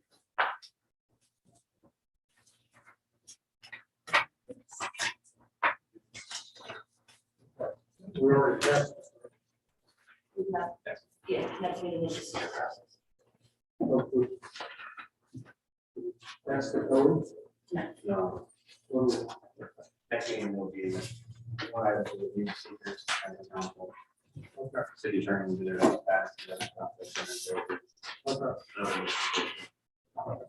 been a long process. Yeah.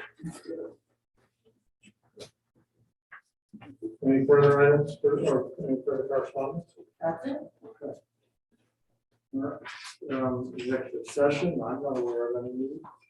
If there's none, thank you, we're adjourned.